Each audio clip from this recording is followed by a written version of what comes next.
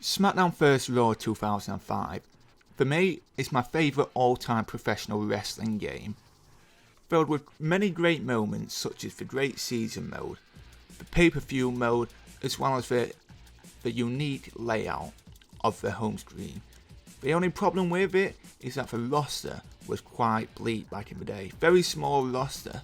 So with the help of ScottJay, who has actually added the removed superstars from the game, it was originally meant to be a part of SmackDown vs. Raw 2005 but were removed before the game was released.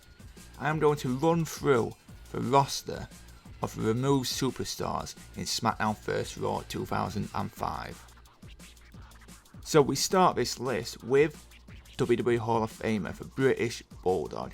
Now it's not perfect by any means, there's no Titantron and the entrances are a bit generic, but British Bulldog was originally meant to be in the game but was removed before the release.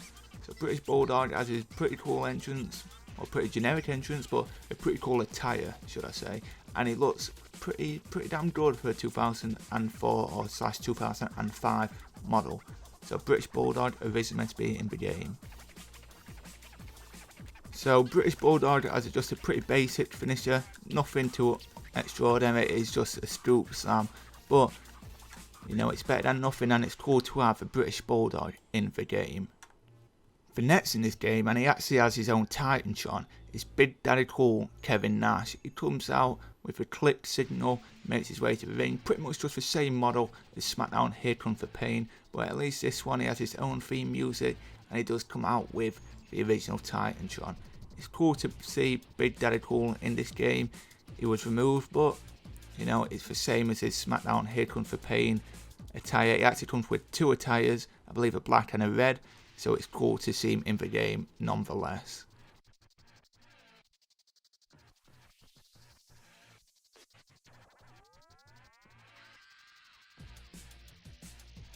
So Kevin Nash, we all know what Kevin Nash finisher is. It's just the jackknife powerbomb. There it is, he throws it up, and then boom, lifts big Chris Jericho up on his shoulders, and bang, slams him down. So a pretty cool finisher. The exact same motion as his SmackDown Here Comes the Pain finisher, but it's cool to have and it adds depth to the roster. We have AEW's own, but at the time it was WWE's own, Goldust. Goldust was a part of this game before being removed, but now you can shatter dreams all you like, even reunite him with Booker T if you like. But Goldust, what's a bit weird is he comes out with no robe or no wig, and then as he gets closer to the ring, it just magically appears on him. So it's a bit strange, but at least he has his own Titantron, and it's the legendary Goldust in SmackDown vs. Raw 2005. Now I wasn't actually sure what Goldust's finisher was until I realised, and all it is just a basic finisher. Boom. Just an into a neck breaker.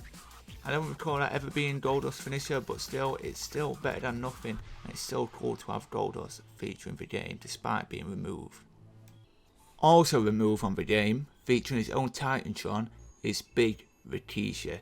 Now I've always been a fan of Rikishi, so him being a part of this game, now thanks to ScottJay, makes it a whole lot more fun.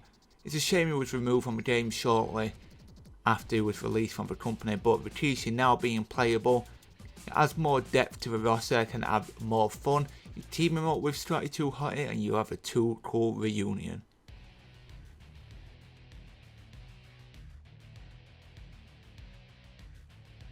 So we all know what move Rikishi's famous for doing, and I think that might actually be his finisher in this game. It is, you get him into the corner and then, oh, it's not actually the stink face, but he gets him up, and the bonsai drop, boom, drops all over him and even wiggles his arse in his face. So that's Rikishi's finisher in SmackDown vs. Raw 2005. Featured next is someone with his own Titantron again, who was removed from the game, but it's actually one of my favourite wrestlers at the time, it's Test. Supporting his generic SmackDown Here Comes the Pain model, it's still cool to have Test be a part of this roster. Whether you want to play for him in exhibition mode or go for in season mode, it's still cool to have a big 7-footer as part of your roster.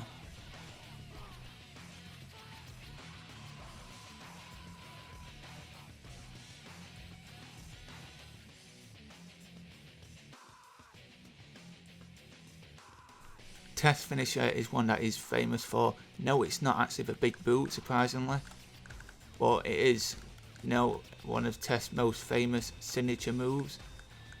When they lock it in a minute, his finisher would be, yeah, there it is, Crossroads. I think I saw him feature a few times. I originally thought his finisher was the scoop slam, but no, it's more of a Crossroads.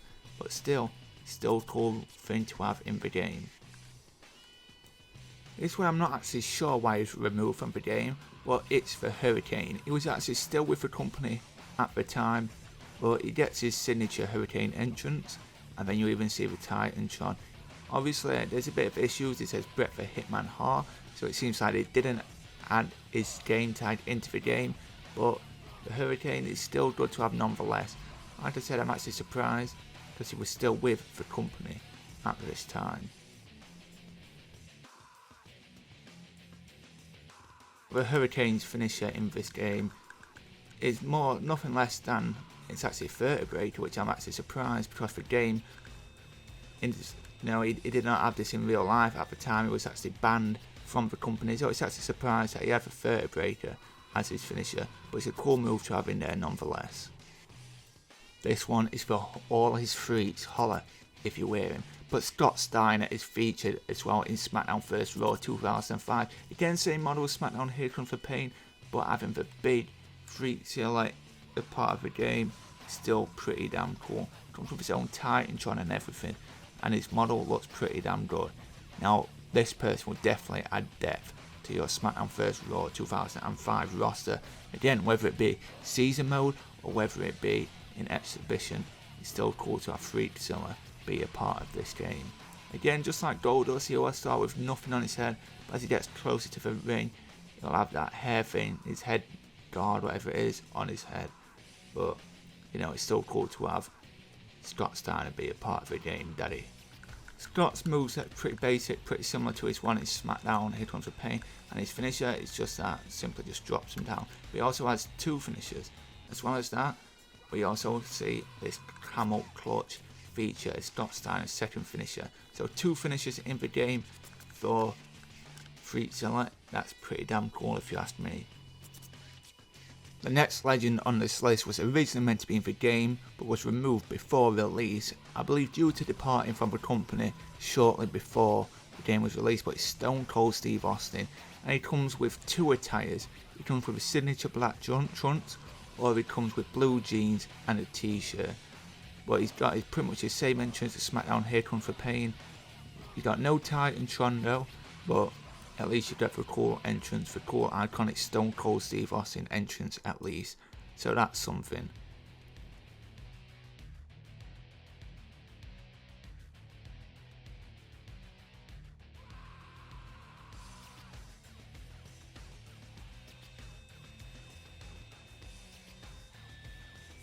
So Stone Cold, we all know what his finisher is, but it is the legendary Stone Cold Stunner.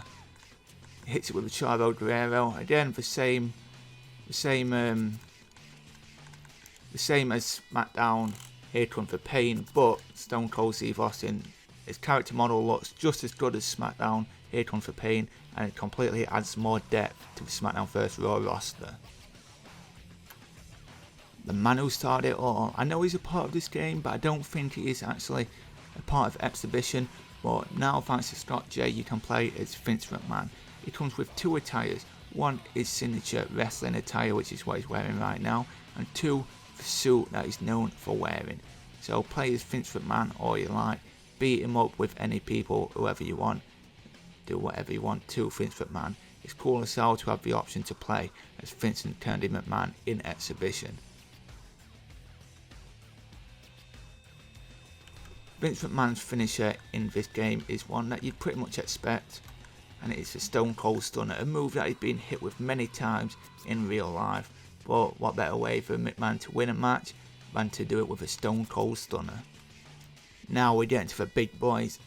Goldberg is also featured in SmackDown First Raw 2005. It was originally removed, but what's bizarre about this is Goldberg does not actually have any entrance. All you see is just Goldberg's shadow.